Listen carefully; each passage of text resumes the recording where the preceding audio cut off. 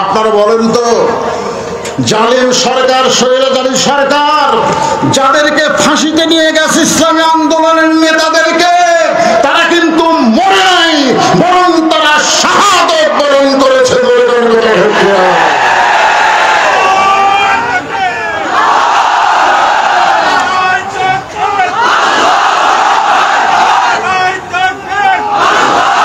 এই স্বৈরাচারকে পতন করার জন্য হাজারো যুবক, হাজারো জনতা জীবন দিয়েছে।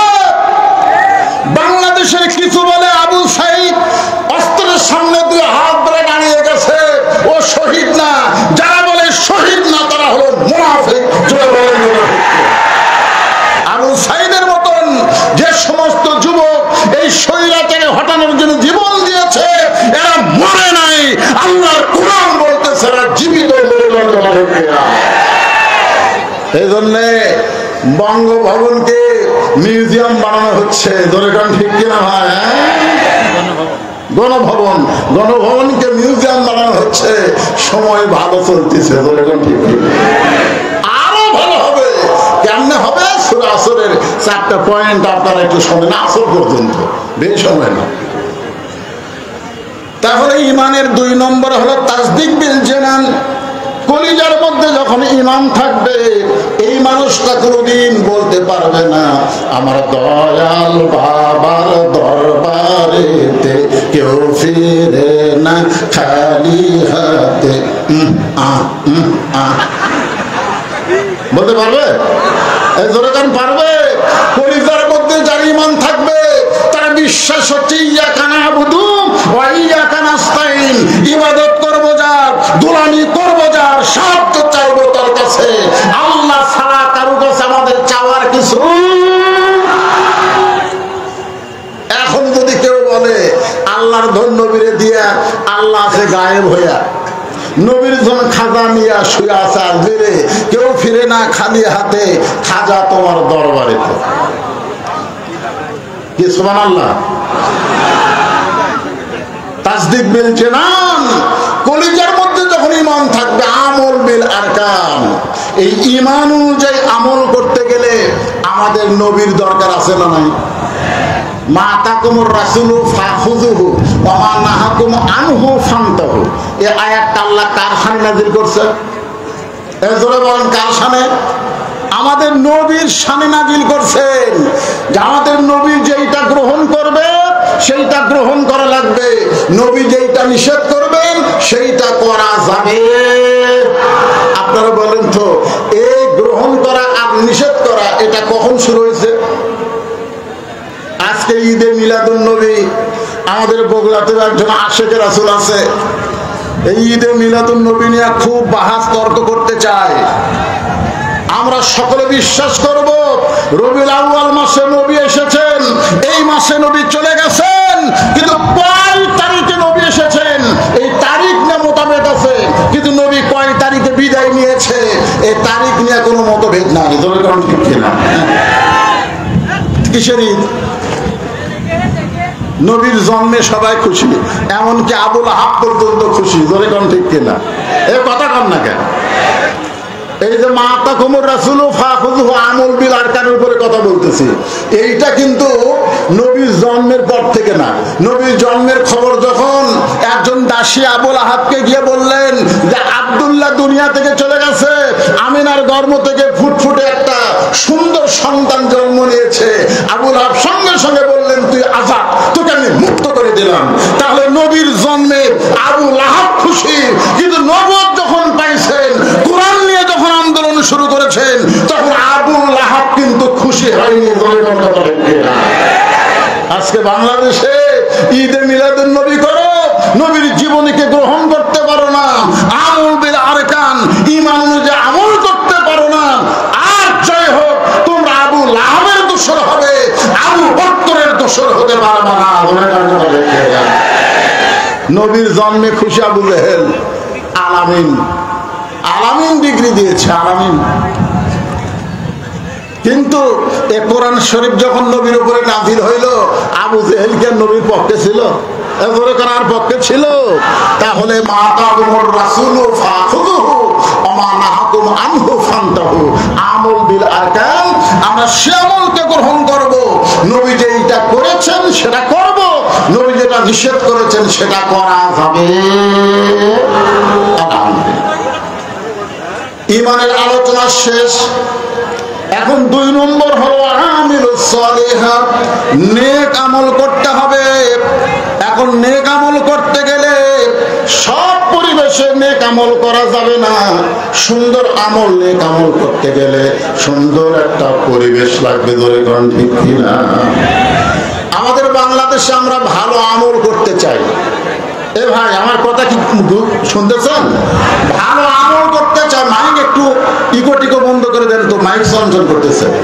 আমরা ভালো আমল করতে চাই, কিন্তু ভালো আমল করার পরিবেশ আচ্ছা, জামিলনগর মসজিদে আপনি জোহরের নামাজ পড়বেন। মসজিদ থেকে আপনার বাড়ি হলো 200 গজ দূরে। আপনি বাড়ি থেকে নিয়ত করছেন যে আমি সামনে কাতারে গিয়ে নামাজ পড়বো। আপনারা বলেন তো আপনার নিয়ত ভালো না খারাপ? এই কথা কারণ ভালো না খারাপ? তাহলে 200 গজ আপনি হেঁটে হেঁটে আসতেছেন, ওযু করবেন, ওযু করে আসতেছেন, সুবহানাল্লাহ আলহামদুলিল্লাহ জিকির করতেছেন। কিন্তু এই 200 গজের মধ্যে 2টা বেপরদা নারী আপনার 2 চোখে পড়ে গেছে। আপনি দেখবার চান নাই, তারপরে আপনার 2 চোখে 2টা বেপরদা নারী পড়ে গেছে। মশা পড়লে, পোকা পড়লে চোখ থেকে তোলা যায়, কিন্তু বেপরদা নারী যদি চোখে পড়ে তোলা যাবে? এখন সামনে কাতার আপনি নিয়ত করলেন ইলা জিহাতুল কাবাতি শরীফাত, আল্লাহু আকবার। মুখ আছে কাবার দিকে, চোখ আছে সেজদার দিকে, আর মন খালি বলতেছে রাস্তা কি দেখলাম রে। এখন আপনারা বলেন, আপনি যতই সুন্দরভাবে নামাজ পড়তে চান, আপনার রাস্তাকে সুন্দর করতে হবে। আর রাস্তাকে সুন্দর করতে গেলে আল্লাহর কোরআনের পর্দার আইন বাংলার জমিনে চালু করতে হবে।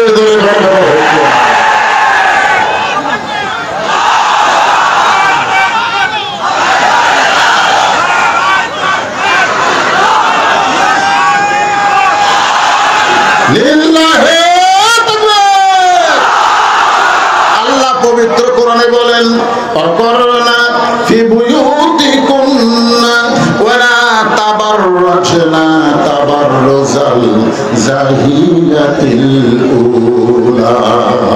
আল্লাহু আকবার। তাহলে কি বুঝলেন? যে সুন্দর মসজিদে সুন্দর আমল করতে গেলে যে রাস্তা দিয়ে আমরা মসজিদে আসবো, এই রাস্তাটাও সুন্দর করা লাগবে। এখন রাস্তা সুন্দর মানে কি? আমার এরশাদ ভাইকে বলবেন, ভাই রাস্তার পৃষ্টি উঠে গেছে, তো রাস্তা সুন্দর করে একটু নির্মাণ করে দেন। এই সুন্দর নয়, স্বৈরাচারী সরকার তল দেওয়া রাস্তা, উপর দেওয়া রাস্তা বানাইছে। কথা কন না? আমাদের বগুড়াতে রেলগেটে এখন আসলে মনে হয় যে বগুড়া না লন্ডন, জোরখান থেকে না, তল দেওয়া গাড়ি যায়, উপর দেওয়া গাড়ি যায়। রাস্তা শুধু সুন্দর করলে হবে না, রাস্তাকে নিরাপদ করতে হবে ঈমান আমলের জন্য। জোরখান কথা ঠিক না? এখন এই বেপরদা মুক্ত রাস্তা যদি করতে চান, আপনারা বলেন তো আল্লাহর কোরআনের আইনের দরকার আছে না নাই? তাহলে আমিলুস সালিহাত, নেক আমল করতে গেলে আল্লাহর কোরআন ছাড়া, নবীর বিধান ছাড়া কখনোই করা সম্ভব? জোরে কোনো সম্ভব? সুন্দর আমল যখন আমরা করতে চাই, তাহলে আমাদের সুন্দর পরিবেশের একটা দরকার আছে। সুন্দর পরিবেশ যদি তৈরি করতে চাই, তাহলে সুন্দর একটা সমাজ লাগবে। ধরে বলেন কি লাগবে? সুন্দর একটা সমাজ যদি তৈরি করতে চাই, তাহলে সুন্দর একটা রাষ্ট্র লাগবে। সুন্দর একটা রাষ্ট্র যদি তৈরি করতে চাই, তাহলে সুন্দর একটা সংবিধান লাগবে। ডক্টর ইউনূস, ডক্টর কামালের কাছে সংবিধান পরিবর্তনের জন্য যাওয়ার দরকার নাই। সুন্দর সংবিধান করতে গেলে আল্লাহর কোরআন দরকার। জোরে কোন ঠিক কিনা? আল কোরআনের আলো কুটি জানো?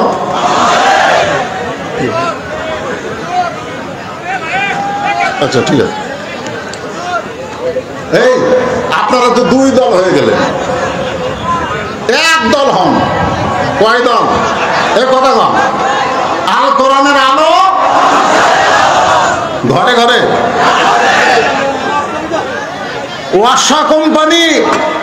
ওয়াসা কোম্পানি ঢাকায় একটা টাঙ্কি বানাইছে, যে টাঙ্কির ধারণ ক্ষমতা হলো 2 কোটি লিটার।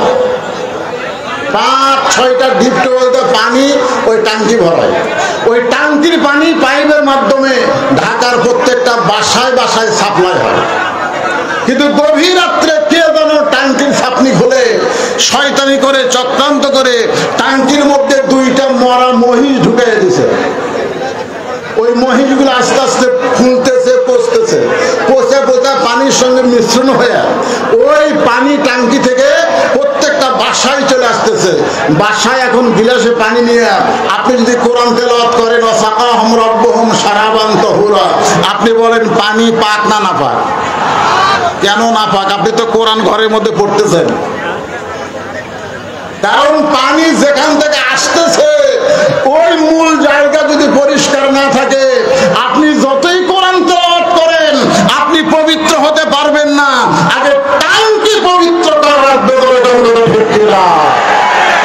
বর্তমান টাঙ্কির নাম হলো সংসদ। যেরকম টাঙ্কির নাম কি? সংসদ। আজকে অনেকে বলে হুজুর